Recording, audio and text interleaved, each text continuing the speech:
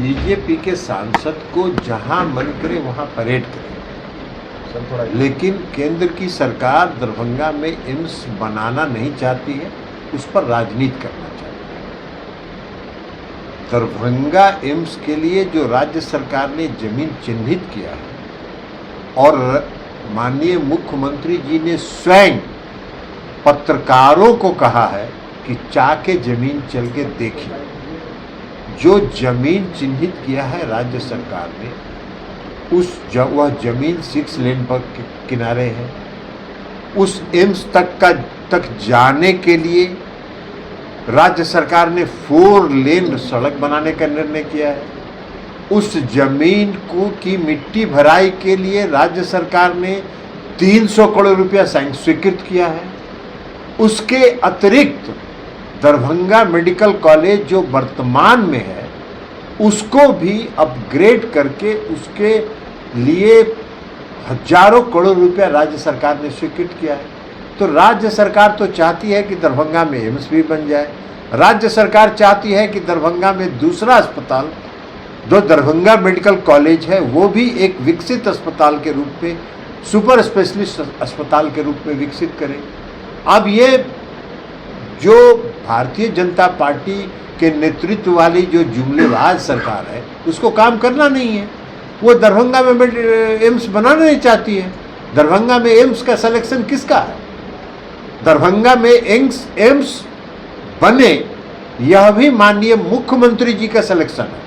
मुख्यमंत्री जी की इच्छा थी कि पटना में एक पुराना मेडिकल कॉलेज था, सबसे पुराना मेडिकल कॉलेज, तो पटना में एक एम्स बन गया, और पटना के बाद बिहार में जो सबसे पुराना मेडिकल कॉलेज था दरभंगा, वहाँ दरभंगा शहर में एक एम्स बनना चाहिए। और ये राज्य सरकार की अनुशंसा पर केंद्र सरकार ने स्वीकृत किया। राज्य सरकार ने जमीन चिन्हित कर दिया, उस पर 300 करोड़ रुपया मिट्टी भराई के लिए स्वीकृत कर दिया। अब उनको राजनीति करना है, एम्स नहीं बनाना है, राजनीति करना है, तो वो राजनीति करते रहें। लेकिन राज्य सरकार दरभंगा मेडिकल कॉलेज को वो एम्स बनाए नहीं बनाए, राज्य सरकार ने दरभंगा मेडिकल कॉलेज को सुपर स्पेशलिस्ट अस्पताल के रूप में हजारों करोड़ रुपया खर्च करके उसको विकसित करने का निर्णय ले लिया। काफी हमलावर है बीजेपी लॉ एंड ऑर्डर को लेकर, लगातार हमले कर रही है। केंद्र के मंत्री कौन सा लॉ एंड ऑर्डर? अभी आप मेरे सामने खड़े हैं, आप मेरी हत्या कर दीजिए या हम आपकी हत्या कर दें, ये कौन लॉ एंड ऑर्डर की समस्या है? वही लॉ एंड ऑर्डर में किसी की हत्या हुई है, और कोई अगर हत्या हुई है तो हत्यारा पकड़ा जाएगा, ये कानून का काम है। लॉ एंड ऑर्डर तो खराब है मणिपुर में। 3 मई से वहां हिंसा हो रही है, प्रतिदिन हिंसा हो रही है। जो INDIA का जो प्रतिनिधि मंडल गया था, उसमें मैं भी गया था, और पूरे जो दोनों समुदाय के जो राहत शिविर है, उन दोनों समुदाय के राहत शिविर में हम लोग गए थे। दोनों समुदाय में एक भी समुदाय का विश्वास वहां की राज्य सरकार पर नहीं है। डबल इंजन की सरकार है, और 3 मई से वहां की हालत बेकाबू है, नियंत्रण नहीं कर पा रहे हैं, और कानून व्यवस्था की बात कर रहे हैं। थोड़ा सा भी तो लोक लिहाज रहना चाहिए। सर, एक सवाल है, लालू यादव के खिलाफ फिर से सीबीआई गई है। सीबीआई गई है, सुप्रीम कोर्ट देखेगी। ये मामला सर्वोच्च न्यायालय का है, सर्वोच्च न्यायालय देखेगी कि सीबीआई गई है। सीबीआई का तो काम ही वही है, तंग करना, तबाह करना। तो केंद्र सरकार तो अपने पालतू तोतों का इस्तेमाल इन सब कामों के लिए करती रहती है, उसी में एक काम ये भी है। सृजन के जांच में भी तेजी आ गई है, बहुत अच्छी बात है, तेजी आनी चाहिए। अमित शाह ने आपको तंज कसते हुए लोकसभा में कहा था कि आप लोग जो षड्यंत्र रच रहे हैं, जनता खूब समझ रही है। उनका षड्यंत्र जनता समझ रही है। वो तो जनता को जो वादा करता है आदमी, आप जरा बता दीजिए, जनता को किया गया वादा आप पूरा नहीं करिए, और चुनाव के बाद कह दीजिए कि वो जुमला था। भाई, बिहार के मुख्यमंत्री नीतीश कुमार जी भी है।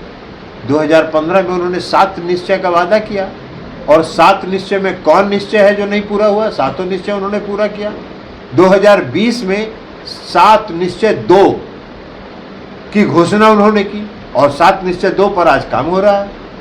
और वो क्या क्या क्या काम किए हैं 2014 में 2 करोड़ लोगों को प्रति वर्ष रोजगार देंगे। पूरे विदेश से काला धन वापस लाएंगे। हर गरीब के खाता में 15 से 20 लाख रुपया देंगे।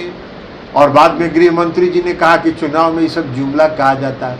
तो जिस सरकार के वरीय नेताओं के गृह मंत्री तो नंबर 2 माने जाते हैं ना भाई, तो जो नंबर 2 की सोच ये है कि जनता को चुनाव में जो वादा करते हैं उसको आप जुमला कहते हैं और दूसरे पर सवाल उठाते हैं। नीतीश कुमार जी ने जो भी वादा किया है आज तक बिहार की जनता को जो भी वादा उन्होंने किया है उसको 100% सरजमीन पर उतार दिया। सर, अब ईडी ने हेमंत सोरेन को भी समन कर दिया है। अरे भाई बता तो चुके हैं कि उनका काम ही यही है, फालतू तोतों का इस्तेमाल करना। 70,000 करोड़ का प्रधानमंत्री का भाषण नहीं सुने हैं आप लोग क्या? आप सुने हैं कि नहीं सुने हैं? अरे बोलिए ना जोर से, नहीं तो आपका भी रिकॉर्डिंग आएगा ना। बोलिए जोर से, सुने हैं कि नहीं सुने हैं? 70,000 करोड़ महाराष्ट्र में घोटाला हो गया, आप काहे नहीं बोल रहे हैं? प्रधानमंत्री जी ने एक ऐसे वॉशिंग मशीन का आविष्कार किया है जिस वॉशिंग मशीन में काला से काला आदमी भी घुसेगा और 1 मिनट के अंदर सफेद होकर निकलेगा। तो महाराष्ट्र में उसी वॉशिंग मशीन का इस्तेमाल किया उन्होंने। हम तो आदरणीय प्रधानमंत्री जी से आपके माध्यम से आग्रह करेंगे कि इस वॉशिंग मशीन का जो आविष्कार आपने किया है इसका मार्केटिंग पूरा दुनिया में करिए, बहुत बिकेगा।